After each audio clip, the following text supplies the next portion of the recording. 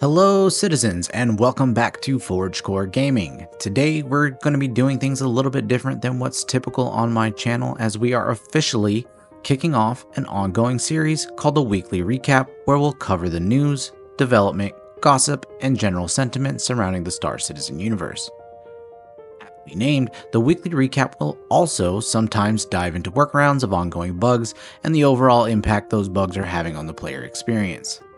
So regardless of if you're actively logging into the game on a daily or weekly basis, or if you're just loosely watching the development from a distance, you're going to want to hit the subscribe button so you don't miss each weekly installment.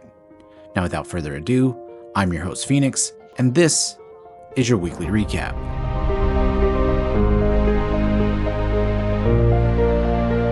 Topping the headlines, Alpha 4.0 was released to the public as 4.0 preview late in the day on December 19th, December 20th, depending on where you are located in the world.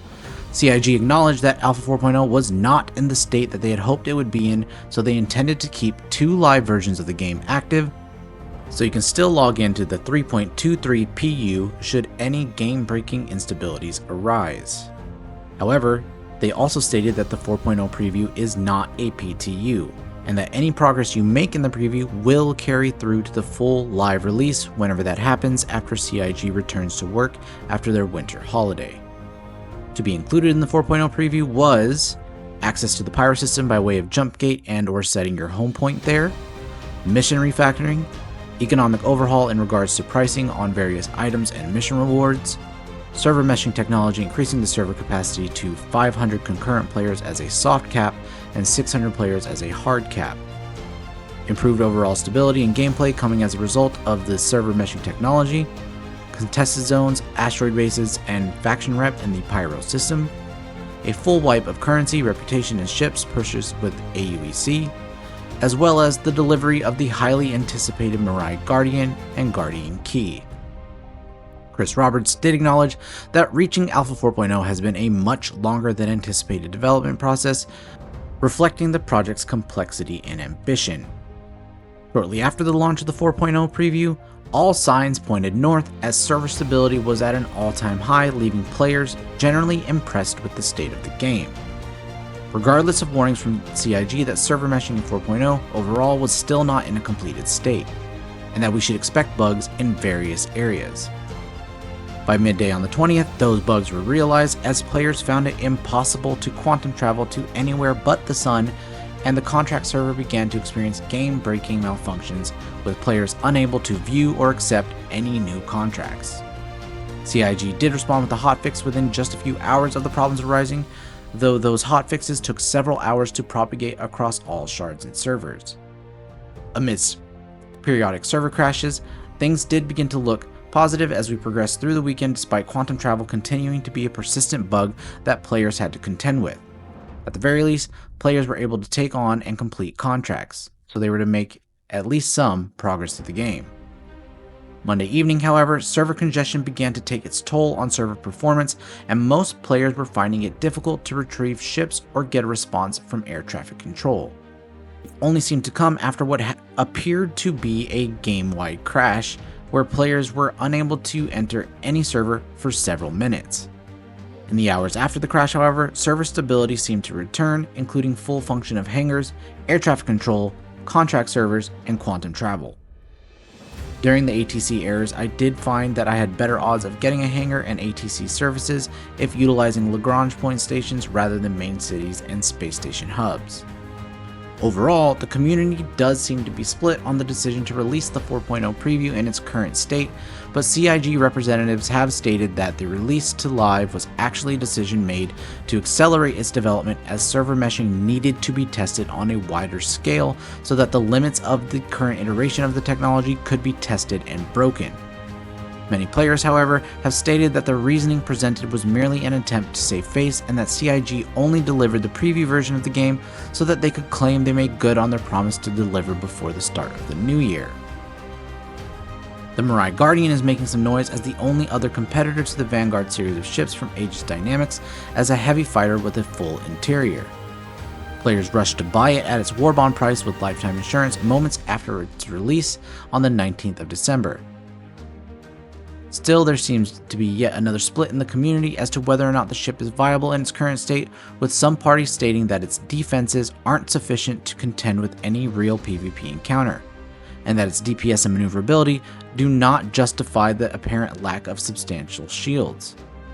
On top of that, there seems to be issues with several of the components being effectively exposed to incoming fire and explosions, to the extent where, as one Redditor pointed out, the Guardian could be taken out of commission by a single missile fired from an Aurora.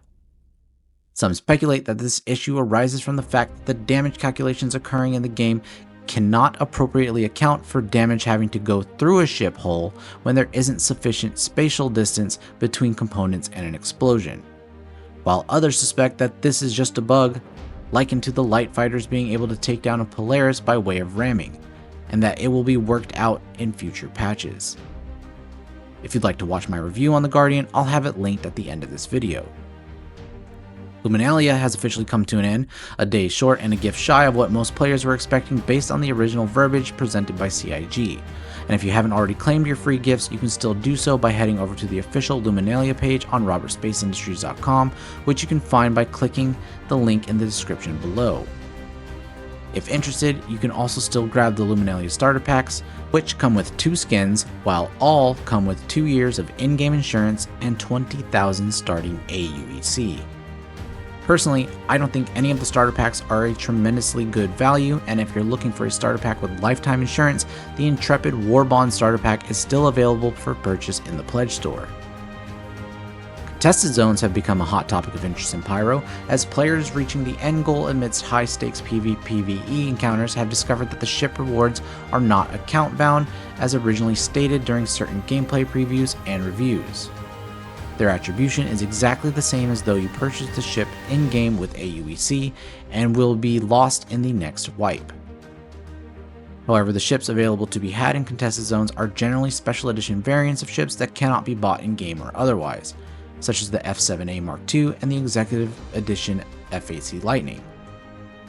Circling back to game bugs, I have some tips that have helped me navigate the current issues in the game, with the first one likely being obvious. When it comes to server congestion, I would avoid logging out in cities. A lot of the issues players are experiencing are just server traffic related, and at peak gameplay hours, hundreds of players are retrieving ships and making requests of air traffic control at the same time. As a result, a backlog of digital requests causes server congestion, which can lead to low or no performance, long queues, and eventual crashes. I haven't logged out in a station or city since the start of the patch and don't intend to until after things stabilize and CIG comes back from winter break. I've exclusively bedlogged. If you need supplies, try to go to stations that are a little off the beaten path, such as Lagrange points, and if you're just dropping into a station to buy something, consider using the landing pad rather than a hangar. When it comes to quantum travel bugs, I have some anecdotal tips that I have found to getting quantum travel to work when it's being particularly annoying. If a mission or contract objectives are overlapping with your target destination, then manually set a route to your destination via the Mobiglass map, which is accessible by hitting F2. Let your quantum drive spool while you're not looking at a QT point. Do not calibrate your quantum drive while simultaneously spooling. If you happen to come off your target while calibrating, restart the calibration process. If none of the above work, turn your ship completely off, get out of your seat, then get back in and restart the process. Finally, though not affecting your ability to quantum travel, this last bug is a result of quantum travel. Whenever you leave quantum travel, there is a high probability that your ship power settings reset to the default. So if you're going into a combat scenario, be sure to switch to SEM mode roughly 10 kilometers out from your target destination so that you can set your power back to your desired settings. Now when it comes to mission sharing and mission markers, many players are reporting that mission markers aren't appearing after a contract is shared. In order to avoid this, the holder of the original mission should get to the target destination or within 10 to 20 kilometers of it before sharing the mission or contract. If you accidentally share it and your gold mission marker disappears, there is often a blue mission marker labeled Reach Target Destination that remains behind. It may or may not show up on the map, but if you're within the destination planet's orbit, you can generally see it without issue. Alright, now I think that's a pretty good summary of the happenings of Star Citizen for this week's edition of the Weekly Recap. But let me know what I missed, and if you've encountered any other bugs that need to be pointed out. I'll pin the comment with the highest amount of bugs, and just a friendly reminder that I will be going live this evening, Christmas Eve, at 5 p.m. Eastern Time here on YouTube. I'll be adding Twitch in the near future, but for the time being, we're sticking with a single platform. For the stream, we'll be jumping into Pyro for the first time since 4.0 went live, and I'll be using the Mirai Guardian key. I will also be announcing the winner to the December giveaway live on stream, so if you want to find out who won, you have to be there.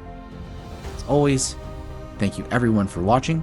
I wish you all a Merry Christmas, and I'll see you in the verse.